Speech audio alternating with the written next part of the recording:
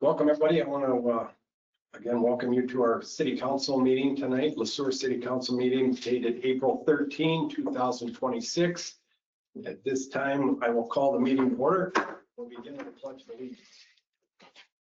I pledge allegiance to the flag of the United States of America and to the republic for which it stands, one nation, under God, indivisible, with liberty and justice for all.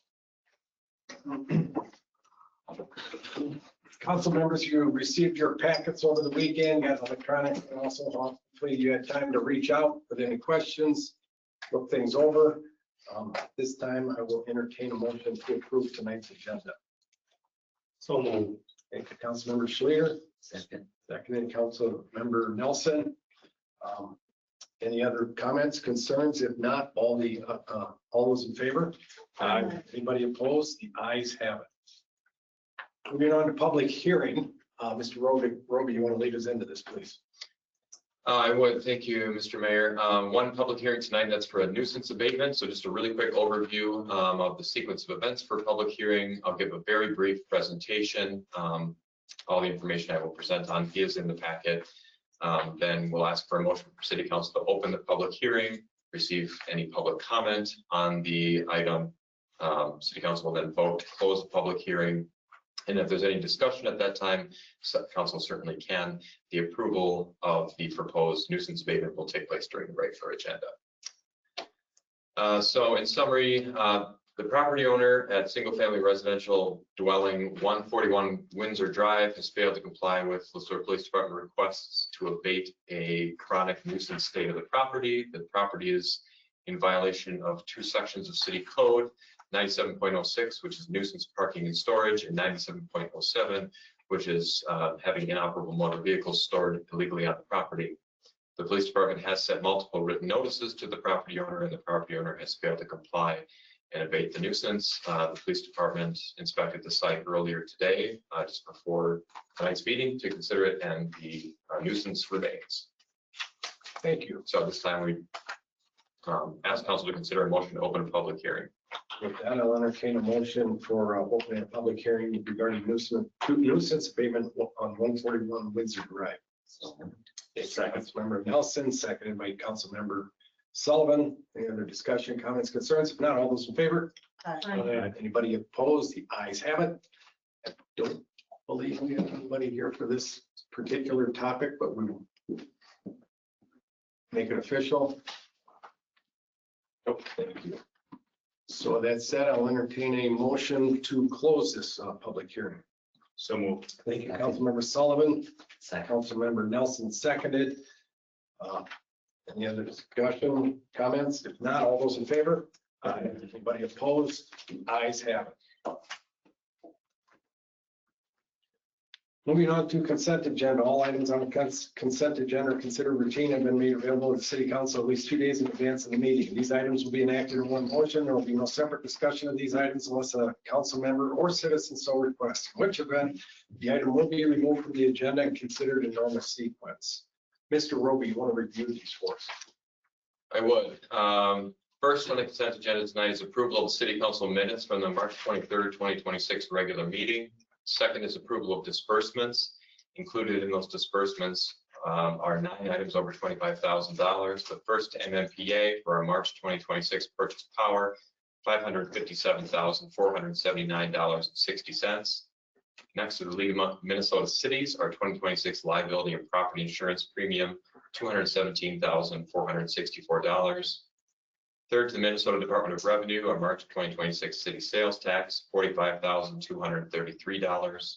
Next to Resco electric substation reclosure, $30,070.97. Northland Trust Services, our 2014A debt service payment, $29,352.50.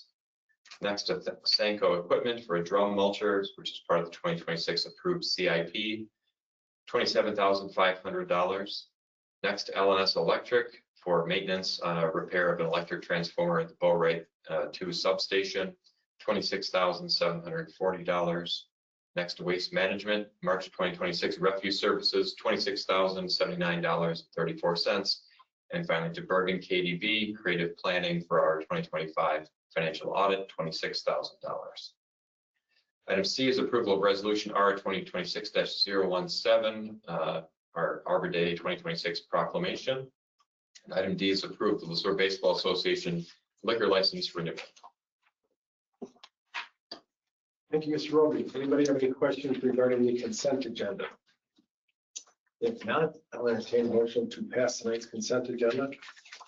So moved. Thank you, Councilmember Sullivan. Second. Councilmember Williams seconded. We have a discussion, comments, concerns. If not, all those in favor?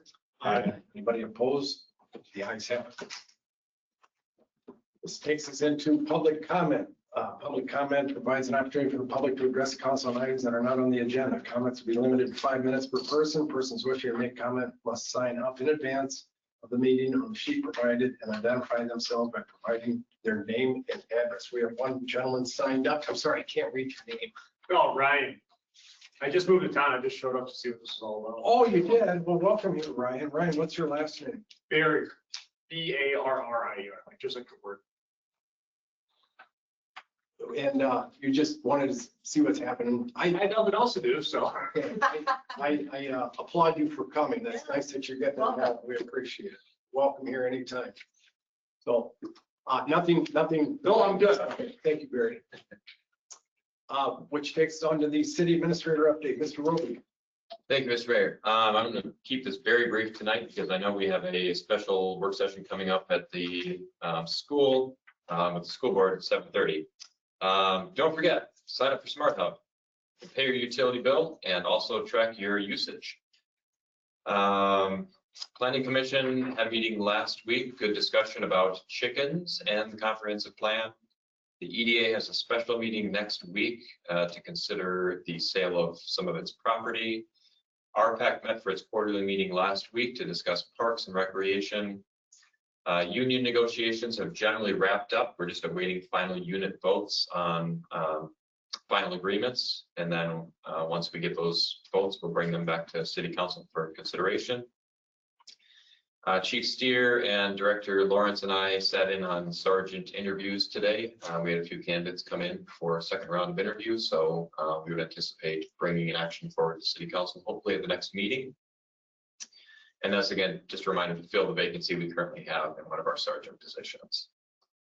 We'll be kicking off a discussion on safe routes to school later this week. So 2014 was the last time the city adopted a safe routes to school plan. And out of that plan came a number of different improvements focused on Park Elementary. Here we are, 2026, Park Elementary is not a school anymore. And improving sidewalk access between Park Elementary, area south of Ferry Street, and St. Anne's School. So there's some opportunities with the new elementary school to consider potentially a new plan. So we're going to have a meeting with Region 9 later this week to discuss. They prepared the last plan for the city. Next meeting is Monday, April 27th. That's all I have. Thank you. Anybody have any questions regarding this update? If not, we will move into the regular agenda. And the regular agenda starts off with resolution number 2026-018. That's 141 Windsor Drive nuisance abatement. Mr. Roby, you gave us a little preview of this. Anything else to add? I don't have anything else to add, Mr. Mayor. The resolution allows the city, the police department and public works to move in and abate the nuisance, which in this case would be the removal of the nuisance vehicles from the property. Thank you. Anybody else have any comments or any questions? If not, I will entertain a motion to pass resolution R 2026-018. So moved. Thank you, Councilmember Sullivan. I'll second. Councilmember Nelson seconded. Any other discussion, comments, concerns? If not, all those in favor? Aye. Anybody opposed? The ayes have it. Clean it up, 141 Windsor Drive. Moving on to resolution R 2026-023, the 2026 street maintenance full block paving. Mr. Roby. Yes, thank you, Mr. Mayor. And Director Transberg is here as well. If there are specific questions, I'll just talk through it real quick.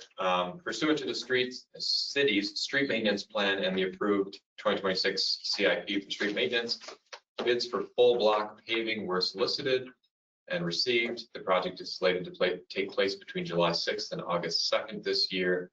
City estimate for the work was $182,800. WM Mueller is the apparent low responsible bidder at $162,143.60. The resolution before the council would accept the bids and award contract for full block paving to WM Mueller. Thank you. Mr. Transfer, do you have anything you'd like to add to this? So we got really good bids this year, probably the lowest bids we've gotten since for like 6 or 7 years. So we're getting good numbers from like 6 or 7 years ago, but there's a ton of need. Each year we go through and we do a rating of all our streets to understand like where our biggest needs are. And so we put a map together last year and that's what we bid on. As you know, we just had a last storm here and being that we had a real warm winter, but then some real cold days too, we've seen some real changes in our streets. And so we went back through, staff went back through, re-rated some things. And so a few of the roads we plan to stay on the full block paving, and then a few we plan to make some changes to the list that we had from last year. So we have there's a lot of need. We have a budget. We had good we had a good bid, so we plan to do as much work as we can. But so. And for those listening, which, if off top of your head, which are some of the streets? Some of the streets we'd be adding would be South 7th Street, south of the Zion Church project that happened last year. So that was new pavement there. So they're the south. J Street, by the trailer court area there. It's really tough shape. It's really falling apart there. And then a few other streets from there. So. And one last question. Yes. This isn't going to be, is this pavement going over the top of the existing, or is this going to be, what do you guys call it, reclaimed? It's full depth paving. So we'll be removing it. We'll be reclaiming all of the asphalt and then repaving it from the base up. Very good. Thank you. Anybody else have any questions for Director Transfer? Thank you. If not, I would entertain a motion to accept Resolution R 2026-023, accepting the bids and awards on the contract for the full block paving. So moved. Thanks, Councilmember Sullivan, Councilmember Schleter, seconded. Any other discussion, comments, concerns? Not all those in favor? Aye. Anybody opposed? Ayes have it. Moving on to 8C, Resolution R 2026-021 and R 2026-022. Mr. Bowman, you want to go through this one, please? I would, thank you. And as you note here, items 8C and 8D are being presented together, but we'll request 2 separate actions on them. They're just related to the same project. So just some history. In April 2025, City Council adopted resolutions declaring the city's intent to apply for Minnesota Public Facilities Authority drinking water and clean water revolving funds to finance the 2025 street utility improvements project. The city has previously utilized such MPFA financing on projects to take advantage of the lower relative interest rate and lower debt issuance costs, notably the 2007 wastewater treatment facility and the 2022 Well 8 and Well House projects. The state of Minnesota completed the review of the applications for qualified projects, and our 2025 street utility project was considered qualified as early as last summer. We already knew that it scored well, it should score well enough, and we got confirmation of that in November and December of last fall. There were some significant delays caused by factors that frankly were outside of our control at state level, some staffing turnover and some other things that we still don't quite understand, but they finally got around to processing the applications. City's bond counsel, just Taft, and bond advisor David Drown and Associates have worked with us to prepare the 2 resolutions, which would essentially agreed that the city wants to utilize PFA dollars, PFA bonds for these funds. And then they're made available to cities around the state for projects like this. The dollars are spent, or dollars are received by the city based upon draw requests. So what we do is those payment applications that we get from the contractor, or in this case from the county, since the county's the manager of the project, we take those draw requests, we send them up to the state sends us the money to cover the draw requests. Quick summary of the breakout here: the Clean Water Revolving Fund, which is wastewater, so clean water is wastewater, up to $2,670,621 at 2.206% interest over a 20-year term, paid for by wastewater revenues. And then the Drinking Water Revolving Fund, or the water side, is $3,724,256 at 2.256% interest, both well under the current market rate for general obligation issued bonds paid by future water revenues. The balance of the 2025 street utility improvements project is being paid by $2 million, $500,000 contribution from the county, which was part of a turnback MOU that the city signed with Sueur County back in year 2020. And then a $1.5 million grant from the state through the local road improvement program. And so we've, the county money we already have, the $1.5 million, we request draws from that as well, correct? As part of. Yeah, we've pretty much received all of it except for the retainage amount, which would be about 5% of it. Yeah, thank you. So again, this is the primary financing that was planned for with the 2025 street and utility project. Even though the project is mostly complete at this point, or has reached material completion, this part is just late because of delays at the state. This is consistent with the plan that City Council had considered when it ordered the plans and specs for the project back in, that would have been July of 2024. And it is now coming to fruition in the form of a low interest loan through the state. Anybody have any questions? So I just wanted to verify my understanding. Most of these projects are already done. Is that what you're saying? And paid for through various other funding, electric fund and all those other funds, right? Yes, using essentially some cash reserves through Yeah, like city cash reserves. just kind of be very kind of like short-term loans from other funds especially for sewer that doesn't have the cash position. Water would, so they're pretty much kind of funding it themselves, but sewer would, I guess we'd say probably electric is kind of borrowing that money until we do the draws, and then we'll reimburse the super fund.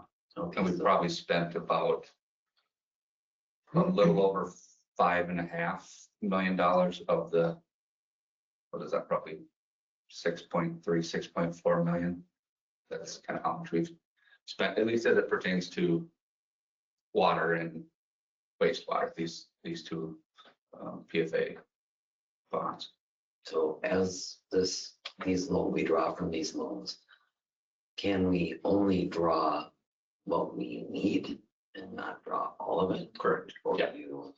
and be careful with our money and not save it for, oh gosh, we can buy something else next week or next year, or. Correct. Yes. I think one thing to keep in mind is, whatever money we have in reserves, that's put in investments, or it's collecting some type of interest, is it not? Yeah. What we have in reserves, and this interest rate is so incredibly low. Yeah, We'd be foolish not to no, take it. I agree. I just don't want to be, And I think it's important to keep in mind, this is a $6.3 million project. $2 million of it is being subsidized by the county and the state. No, no, that's Is it. it not? that would be in addition to that. Oh, got it. Yeah. Okay, Yeah. got it. Okay.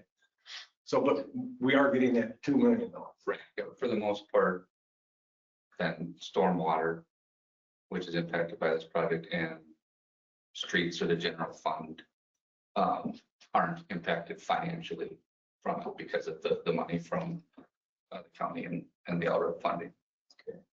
Good work on those interest rates, by the way. That's incredible. And just to make sure that I answer your question, so the amounts that we request or that are approved through this resolution are not to exceed. And so we draw up to that amount. Okay. So those are the amounts that we are approved up to. It's a pre-approval note essentially from the Which is PMA. nice. And we'll have Low interest rate. one large draw right away, because I mean, usually it's as we go along, so, and then there'll be smaller draw requests as the project finally closes out. Thank you for the clarity on a lot of that. Anybody else have any questions? If not, if we're looking for two separate motions here, the first one is to adopt resolution R 2026-021 as presented. So moved. Thank you, Councilmember Nelson. Councilmember Williams seconded. Any other discussion, comments, concerns? If not, all those in favor? Aye. Anybody opposed? The ayes have it. We got a second round there. Oh, I'm sorry. Sorry. Yep. Oh, man, he's moving fast. I got excited. I'm sorry. The other one would be, I'm looking for a motion to adopt resolution R 2026-022 as presented. So moved. Thank you, Councilmember Sullivan. Second. Councilmember Schleter seconded. All, any other discussion, comments, concerns? If not, That's not an additional $5 million.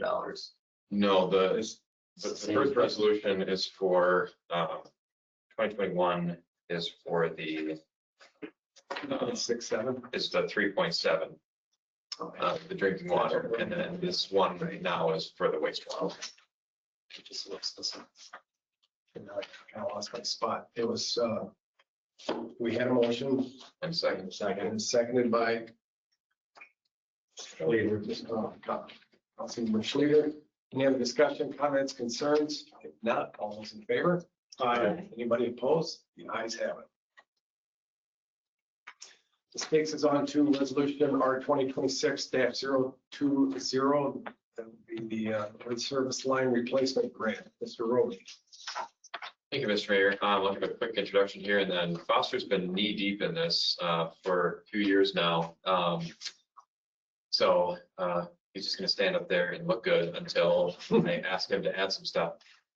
City began a lead and copper survey of water infrastructure back in 2024. So there was federal mandate and federal monies and state monies that were put into surveying public water infrastructure throughout the state of Minnesota and actually throughout the country.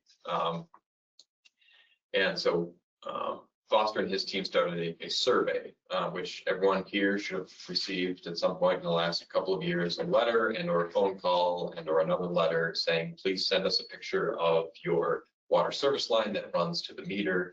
If not, then you probably got a knock on your door with city staff or an engineer asking to take a picture of it. So we did that study. And now there are dollars available to replace those lead service lines. So where we've identified that there are lead service lines running from the curb stop to the house, there are grant dollars available to replace those. We requested an initial grant of $125,000 to replace lines that would be identified. This resolution would signify city council support for the grant application, which is just a housekeeping item that's required in order to draw from these grant dollars. And then the city would work with identified property owners to replace those. Now, is $125,000 going to cover all of it throughout the city? The answer is no, ultimately. And do you want to talk a little bit just about how Sure. we burn through the $125,000 and then what happens next? Sure. So we applied for these grant dollars upfront, knowing that we're going to be doing that reconstruction last year with the North 4th Street. And so we actually did use that on 3 services last year. So that was used at the time. So, and then we have roughly about 40 services left that we know of that are due for replacement, either lead or galvanized, something that falls in that lead service line replacement. So we've reached out just recently to a number of customers, asking them to get back to us. And we're gonna try to do a project where it'd be replacing these identified service lines between the curb stop, which is the turn off, the water shut off in people's yards, into their house, to their meter. And so we know that those are identified as meeting the criteria needed for the lead service line replacement. And so what we're doing is we're going in, we're re-identifying just to verify that it is the materials that need to be replaced. And we're taking pictures, gathering information. And then we're gonna go out, plans to go out for bids with the contractor for replacement of these service lines. And then when we dig down to the curb stop and replace that shut off, if the service lines are of the material that requires replacement between the street and the curb stop, we plan to replace that as well. So we'll have that built into the bid so that we can replace that material and fix the street at the same time. So these are in areas that aren't, where we're looking at first are in areas that haven't been just reconstructed, or, where we'd be tearing up the street, and or areas that we plan that are on the 10-year capital improvement project list, where we plan to rehab those streets in the near future. So, the need is great. The funding, 125,000 isn't, won't replace everything, but it's a start. So we plan to keep on applying, but that's our plan so far. So probably this money here we're hoping to do 12, 10 to 12 services. And if it ends up being less, then we'll have that built into the project that we can do more up until the full amount is reached.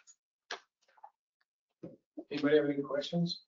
I don't recall getting anything in the mail about that or sending pictures or anything like that. So Did the area up there?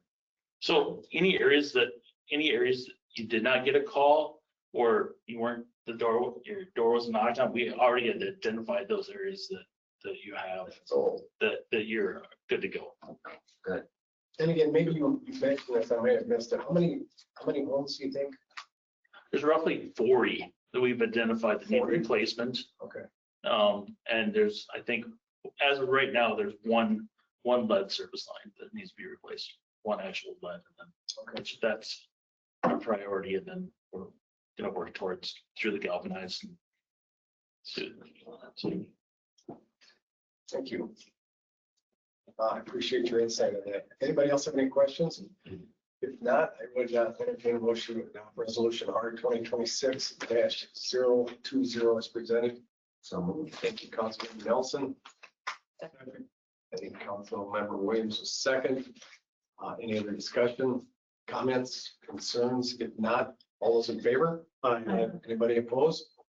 The ayes have it. This takes us into resolution R 2026-019, water treatment plant rehabilitation. The PFA application. Mr. Roby, you want to explain this or start it off anyway? I will start it off, and then Mr. Transberg is hanging around, which is great. So, and I recognize this is a PFA heavy night, which in some ways is good because it recognizes the importance of the program for a community like ours to not only get low interest loans for projects instead of going out to the open market, paying much more in interest, but also utilizing grant programs. So the final PFA related item on the agenda tonight relates to the water treatment plant improvements or rehab. The city's water treatment plant, which is located just to the south of where we are right now on Bowright Street, was constructed in 1996. Much of the equipment, the filtration system, valves and such are reaching or have reached end of life already. As such, the city conducted a facility assessment 2024 and 2025 to evaluate options for improvements. The final plan was received in July 2025, and staff evaluated the recommended improvement options included in the study. The study is lengthy. It's included in the packet for light reading. Funding for the upgrades has been planned to be bonded. The MPFA, or just PFA option, provides a low interest rate option for the upgrades at the plant. The resolution from City Council, as with other PFA actions, is required for a loan application.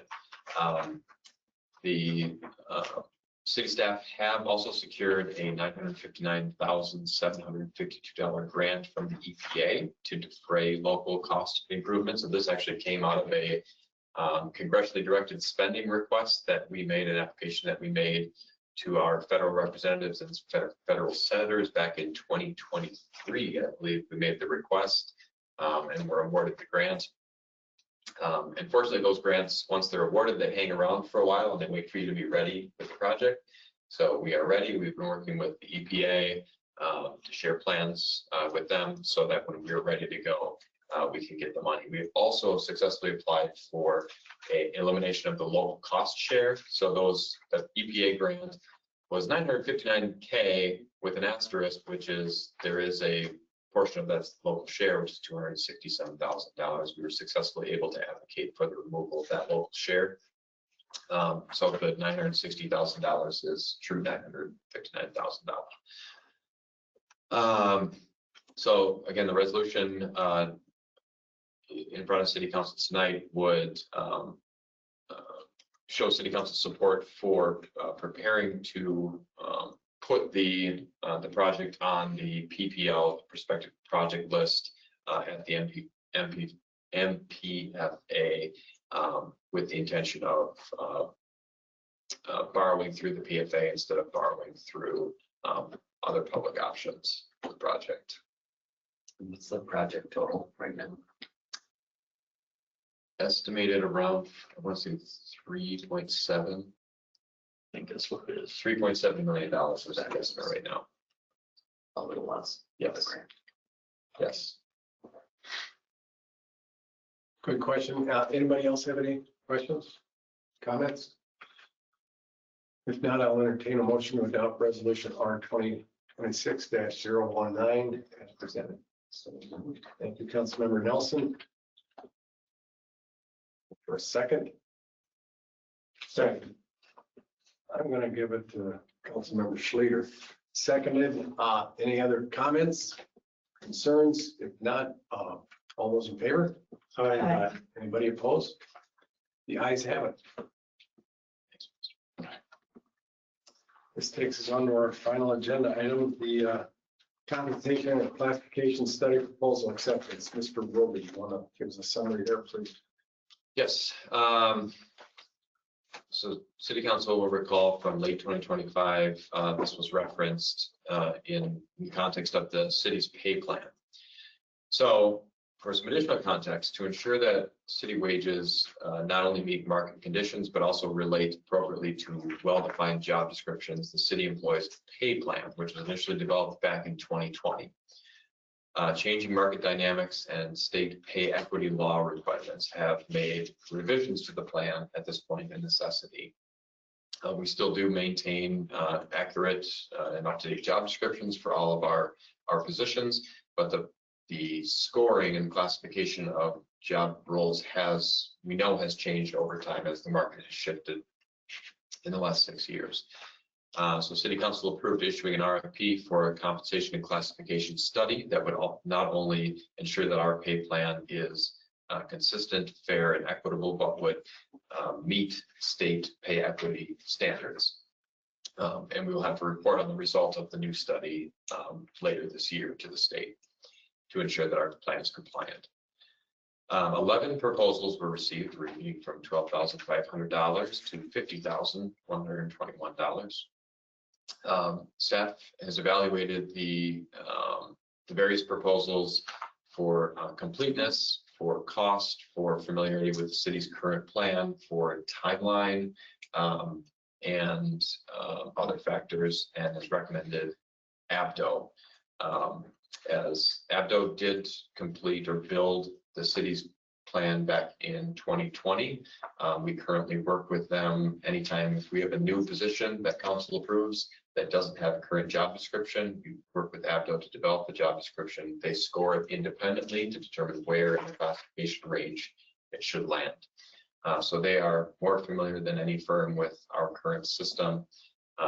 Ultimately, their timeline fit best with what we would like to see, which is presentation of the plan to City Council, shooting for before the preliminary levy would be considered in September. So we shoot for an August timeline so that we would know if there are any adjustments that need to be made or that are recommended out of the plan, that we would know those for the budget cycle in 2027. And I should say, we don't know if any changes are going to be up, down. We don't know what that's exactly going to look like. What we know right now is that particularly within our unions, our union classifications are now out of line with other job positions that are similarly scored because of where those union positions are falling in the market. Police officers, for example, that dynamic has changed quite a bit in the last 6 years. And so we need to make sure that our scoring correctly reflects what those positions should look like in a classification system. And then all employees can be, their job descriptions can be evaluated against those classifications. And then our positions can be rated against the market, and council can have a report of where our employees fit in terms of job descriptions, in terms of scoring, and also compare it to the labor market.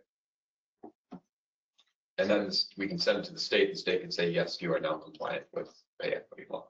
So it does include all the union, Yes, electrical, police. it's all full-time. Okay. And Yeah. criminal As practice. the expert on this. Well, there are several firms who I would say are qualified. Again, because of the timeline they're able to complete this in and their familiarity with our product, our current product. They are uniquely qualified to look specifically at our pay plan, yes. Is this kind of by the state, is it kind of like an audit sort of? I mean, where you've got to give them the information, or we've got to have this study done just to make sure we're compliant? Yes, and in fact, most of the firms that responded to the proposal also offer an annual or a biannual review of the entire system for compliance with pay equity. So all government employers are audited every 3 years by the state for compliance with the pay equity law. And so we submit data on job positions, the points in the classification for those job positions, how many men versus women are in each of those classifications, how long each individual has been in those positions, what their pay is, what the maximum and minimum pay is for each of those ranges. And the state has an algorithm that will essentially tell us if we are being equitable between genders for our positions. And if we don't comply with that, then we have to take corrective action. We anticipated that there would be some pay equity concerns based upon where the union positions were starting to fall in our current pay plan. And our gender makeup of our positions has changed over the last 6 years. So part of this will be evaluating, okay, if you have more men than women in a grade 7 position, their range can only be X. If you have more women than men in a grade 6 position, but a grade 7 is your men are more than 50% up the gradient in a grade 7, you may need to make some adjustments to your women's pay in grade 6 to make sure that men and women are being paid equal pay for equal work. And I keep referencing, this is kind of like an audit, like it sounds like a financial audit. Whoever you have do this, if the state questions anything, any results we hand into them, do they stand behind us, whoever does the study? Yes, essentially what we'll be looking for what we're looking for in any proposal is not only something that we can work with, that the council can work with and feel comfortable with, but also something that will pass the audit when it goes to the state. I mean, this is something we have to do every year. The pay equity audit is every 3 years. The compensation and classification study is something that some companies and cities do every year, every 2 years, every 5 years, every 10 years, depends on how well it works, what the market conditions are, what job types you have.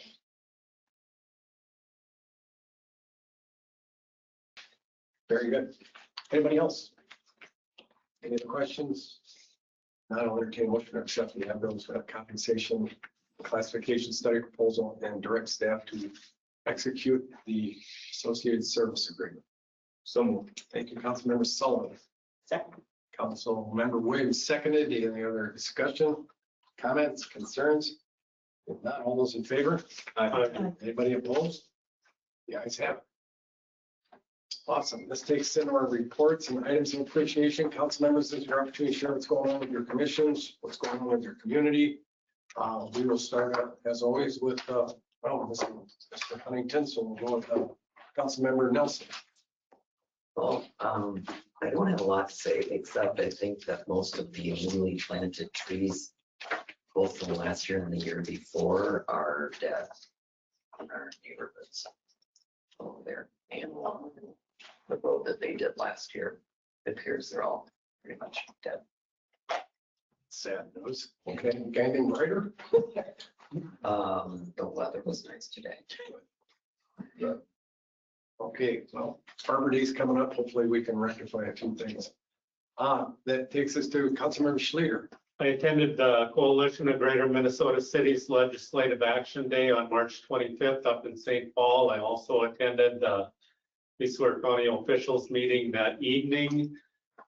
Attended a Region 9 full board meeting on April 8th and a planning commission meeting on the 9th, which Administrator Roby mentioned that we talked about chickens and the 10-year review of the comprehensive plan.